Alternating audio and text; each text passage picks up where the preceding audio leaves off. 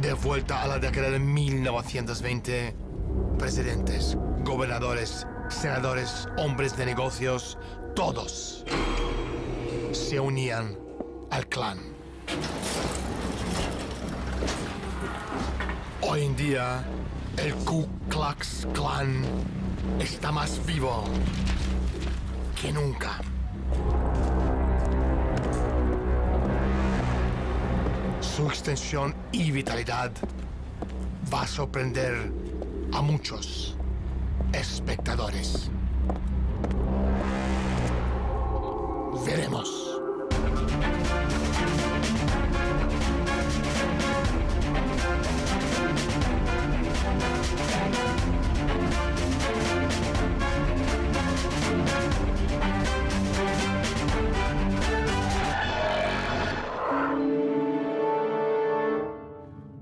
Hoy, en Desde la Sombra, hace 100 años, 5 millones de americanos pertenecían al Ku Klux Klan. Entre ellos, los presidentes Warren Harding, Woodrow Wilson y Harry Truman. Indiana y otros 11 estados del país eligieron a un miembro del clan como su gobernador.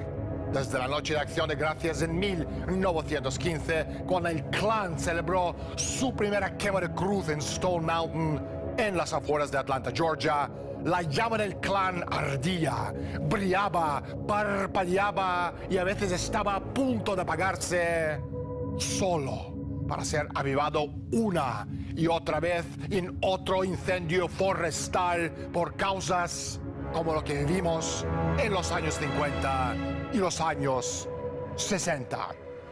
Hoy hablaremos con el investigador Dennis Speed.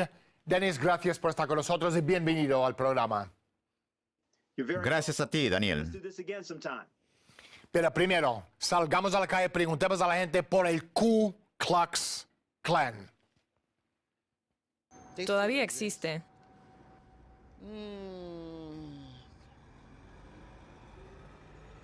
Una organización negativa contra la gente negra. Son una organización religiosa extremista y aún existe. Sí, aún existe. Y pienso que es una organización que cree en la supremacía blanca. ¿Quiénes son el clan y cuáles fueron las razones de su creación? ¿Dennis?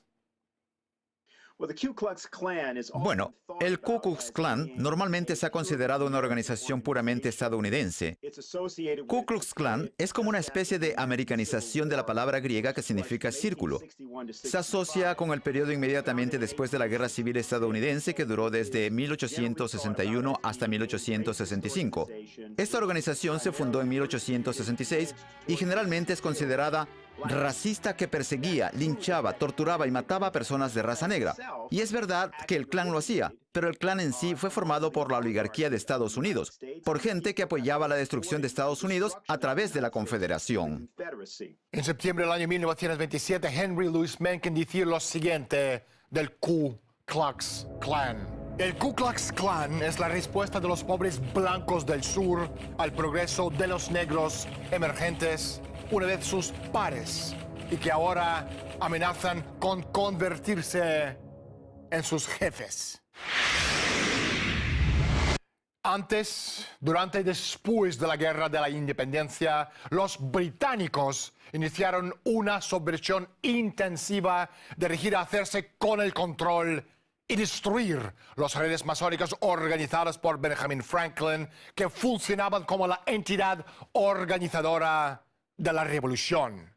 La contraoperación se llevó a cabo de manera explícita por la masonería del rito escocés bajo el control combinado de los británicos, los güelfos negros y los caballeros de la Cruz de Malta.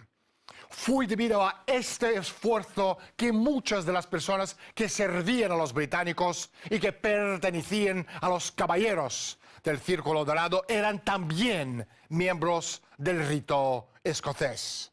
Los caballeros del Círculo Dorado y los hijos de la libertad eran los nombres que usaron antes de convertirse en el Ku Klux Klan en diciembre de 1865. Los caballeros de Ku Klux Klan se fundó bajo el mando del general John T. Morgan y el general Albert Pike. Pike era un racista, un traidor a los intereses de los Estados Unidos en nombre de la monarquía británica y un satanista profesado. Además de ser el comandante supremo del rito escocés de la masonería, Pike fundó el Ku Klux Klan en Nashville, Tennessee, en 1867. Lo que menos conocido es el hecho de que el Ku Klux Klan fuera una idea original de Judea Benjamin, el secretario de guerra de la Confederación. La financiación estará a cargo de B'nai B'rith judía. Es decir, los judíos financiaron la creación de un grupo racista. Reflexionemos, por favor, momentáneamente. La estructura de creencia de Ku Klux Klan fue casi idéntica a la de los Caballeros del Círculo Dorado. La Cruz del Fuego se convirtió en el símbolo del nuevo orden bajo el vestido de los encapuchados y otros trámites idénticos a los Caballeros del Círculo Dorado y los Caballeros de Malta. Cambiamos nuestra perspectiva. ¿Qué tienen en común los Ku Klux Klan? Las organizaciones judías privadas, como la Liga de Antidifamación de B'nai B'rith, así como las agencias de inteligencia británicas y de los Estados Unidos. ¿Dennis? En primer lugar, vamos a hablar sobre la Liga Antidifamación de B'nai B'rith. Esta organización fue aparentemente creada como respuesta al linchamiento de un comerciante judío en Georgia en 1915. Es muy importante el hecho de que pasara en Georgia por varias razones.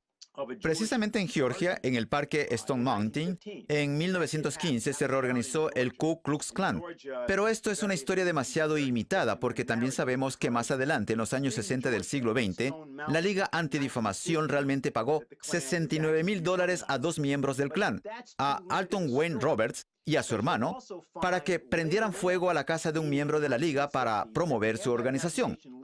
Pero es muy importante entender que si tomamos las agencias de inteligencia, por ejemplo, la Agencia de Inteligencia Británica, hay que recordar que hubo muchas cosas por el estilo en la historia de Gran Bretaña, donde siempre había organizaciones nacionalistas o de ideología racista.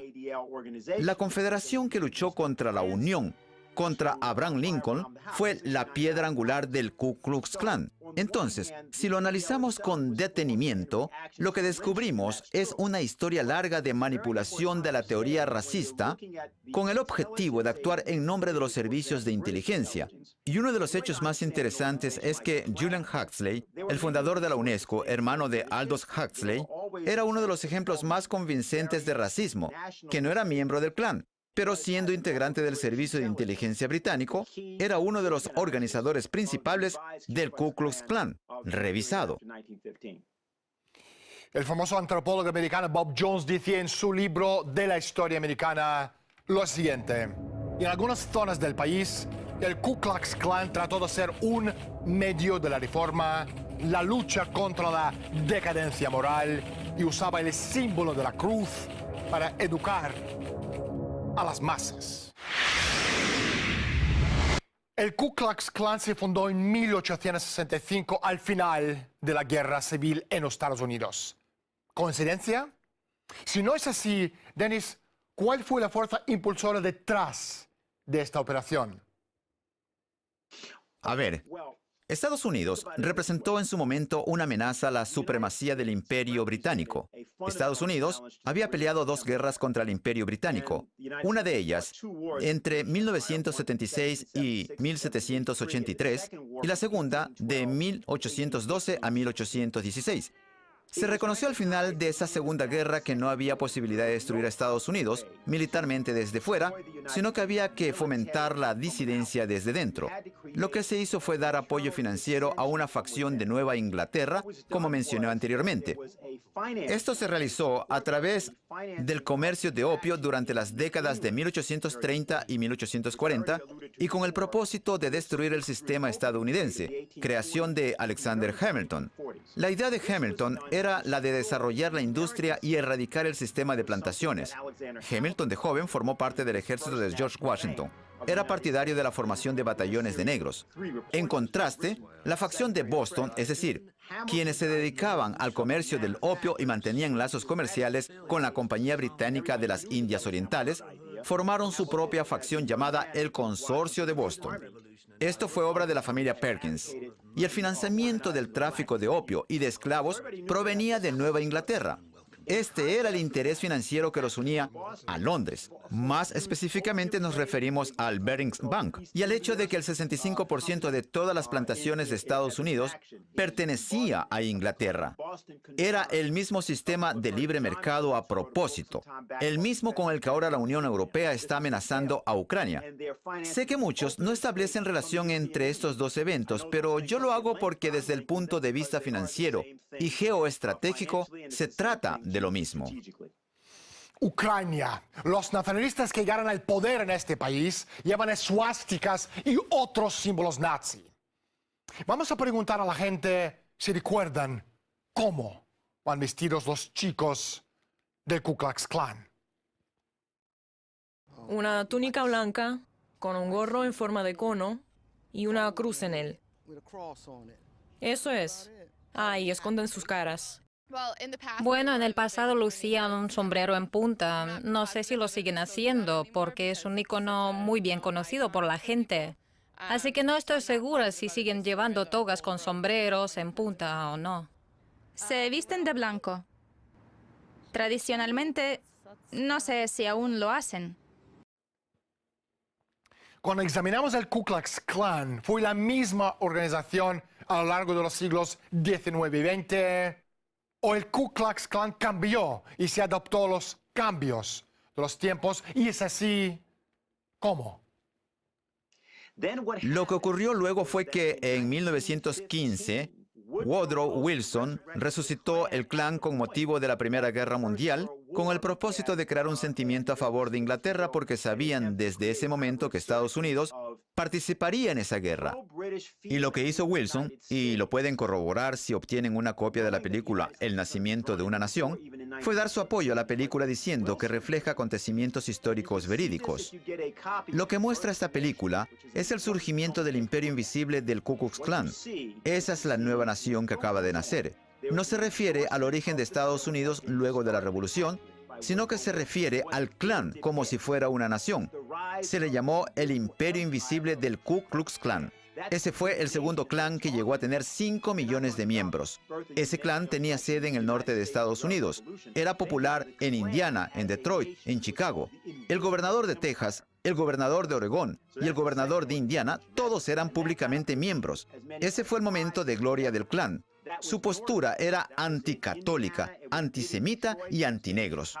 En 1932, durante el gobierno de Roosevelt, y ya para finales de la década de 1930, para cuando Estados Unidos se involucró en la Segunda Guerra Mundial, la organización había sido en gran medida erradicada. Erradicada. ¿Qué papel desempeñaron los Rothschild en la historia del Ku Klux Klan? ¿Dennis? No creo que en esto hayan participado exclusivamente los Rothschild o solamente judíos. Claro, hubo varios miembros y no cabe duda de que hubo participación. Pero sería erróneo caracterizarlo como un problema exclusivamente de los Rothschild.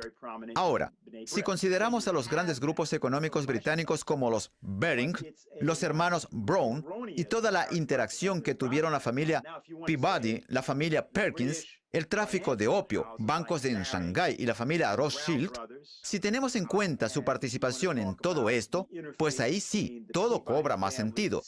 Y fue precisamente ese papel el que jugaron estos grupos económicos en el financiamiento del Klan. Hugo Negro, político de Alabama, decía cosas muy importantes sobre la libertad. Los padres fundadores de la República y de la Constitución sabían que la libertad de expresión es amiga del cambio y la revolución, pero también sabían que siempre es el enemigo mortal de la tiranía. La evolución política del Ku Klux Klan fue el resultado directo de las políticas iniciadas durante la primera mitad del siglo XIX por la aristocracia británica y concretamente por los Rothschild. Las capacidades combinadas de las sociedades secretas claves controladas por estos círculos, el rito escocés de la masonería, la B'nai B'rith y los jesuitas, permitió a los británicos y a los círculos aliados de los Guelphs negros a casi destruir los cimientos de la República de Estados Unidos a través de asesinatos, incluido el de Abraham Lincoln, las operaciones terroristas y la actividad subversiva en general que culminó en la guerra entre los estados. Cambiamos el enfoque. La película de D.W. Griffith, El nacimiento de una nación, fue el vehículo que creó dos fenómenos estrechamente relacionados. Uno, la reactivación del Ku Klux Klan, y dos, el establecimiento de Hollywood como Babilonia de la cultura moderna. ¿Podemos hablar de esto, Dennis? Bueno, por ejemplo, si ve El nacimiento de una nación, tiene una escena muy famosa. En la Asamblea Legislativa de Carolina del Sur, irrumpen esas personas negras que se parecen a los gorilas, gente babosa y con los ojos saltones. Son tan vastos que se quitan los zapatos y ponen los pies descalzos encima de las mesas en la sesión legislativa. Es importante mencionar que la actual legislatura estatal de Carolina del Sur, que se estableció en 1868, fue aprobada por 2/3 de afroamericanos, la legislación más progresista de la historia de Estados Unidos, incluida por primera vez la educación universal para los varones de raza blanca y negra. Aún no podían ofrecérsela a las mujeres. Eso no era progresista. Se acabó con la segregación en el transporte público. Los afroamericanos recibieron el derecho a la propiedad privada. Era la primera vez que los blancos más pobres recibían derecho a la educación. Y esa era la verdadera legislatura de Carolina del Sur. Así que la descripción que da Julian Huxley, el fundador de la UNESCO, una de las así llamadas mentes científicas del siglo XX, no se diferencia en nada de lo que narra El nacimiento de una nación, que es una de las obras más destacadas de Hollywood. Se dice que es una de las mayores películas de la historia. Si miran el índice de las 10 mejores películas de todos los tiempos, El nacimiento de una nación de D.W. Griffith siempre estará entre ellas. La gente suele decir, sabemos de lo que va, pero no se puede negar el poder del cine. Es como decir, sabemos de lo que va, el triunfo de la voluntad, pero no se puede negar el poder cinematográfico de Leni Riefenstahl. Aunque eso no hizo que la gente dejara de actuar a Leni Riefenstahl, de ser partidaria de los nazis. Ese es el importante papel que Hollywood sigue desempeñando. Aunque desde mi punto de vista, aún permanecen los mismos estereotipos, aunque ya no son tan acentuados. Sobre la industria de Hollywood. Ahora salgamos a la calle y preguntemos a la gente su opinión sobre otra película de Hollywood, Lo que el viento se llevó. Para mí es la supervivencia. Como persona de color yo misma, creo que venimos de la esclavitud y todo. Y Lo que el viento se llevó es sobre la esclavitud también. Es un viejo filme, una historia de amor. Nunca la vi, escuché hablar de ella, pero no la he visto. Es sobre la guerra civil y sigue la historia de Scarlett O'Hara a través de la guerra y su experiencia con los esclavos, creo. El nacimiento de una nación, igual que otra película racista del periodo Lo que el viento se llevó, presentó una versión cambiada de la historia real de la reconstrucción por los mismos traidores confederados contra quienes luchaban en la guerra civil. Retrató a los afroamericanos del sur del periodo de la posguerra civil como bestias depravados cuya desenfrenada anarquía y presunto control del sur del país a través de la fuerza militar y a base de control de los tribunales y las legislaturas estatales amenazaba con destruir la civilización sureña y mezclar las razas. La película glorifica los linchamientos y el reino del terror llevado a cabo por la nueva orden secreta de los caballeros del Ku Klux Klan. El nacimiento de una nación era literalmente una película de reclutamiento para el Ku Klux Klan. El objetivo de su renacer no era principalmente el sur, sino los antiguos bastiones de la Unión del Norte.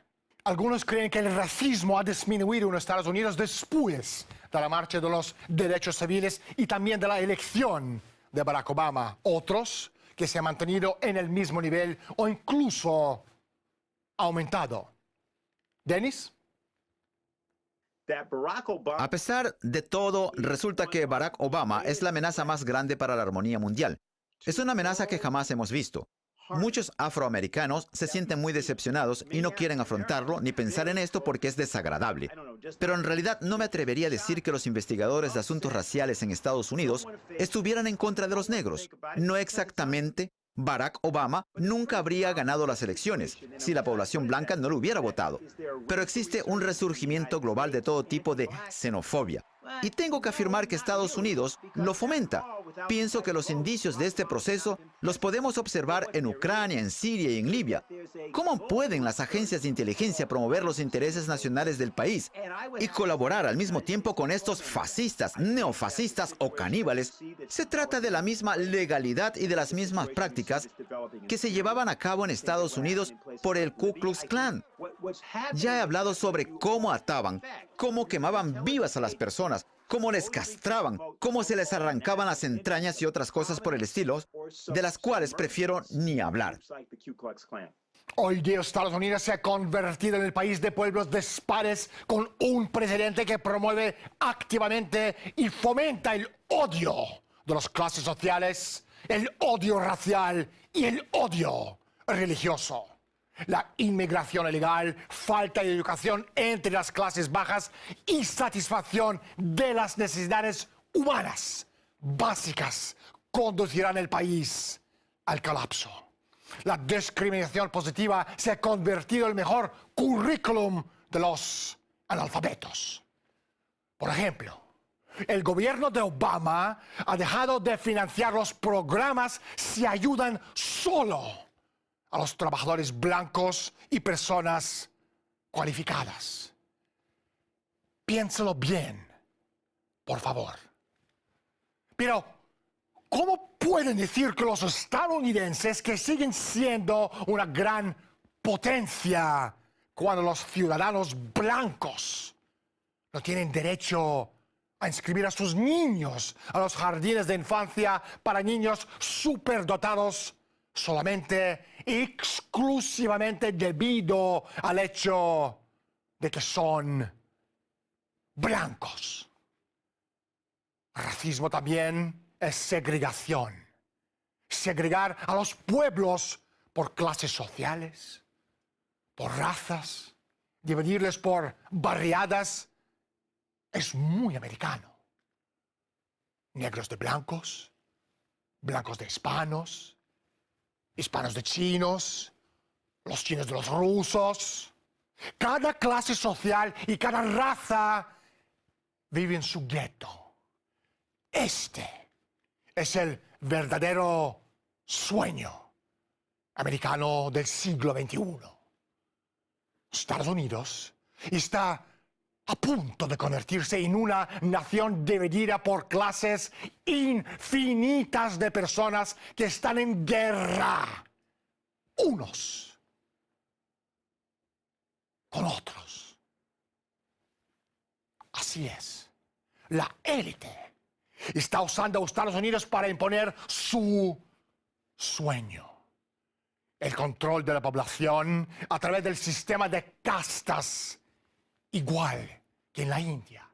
El resultado de la desesperación creciente de esa parte de la humanidad acarreará guerras civiles, violencia entre comunidades, levantamientos, delincuencia y disturbios generalizados.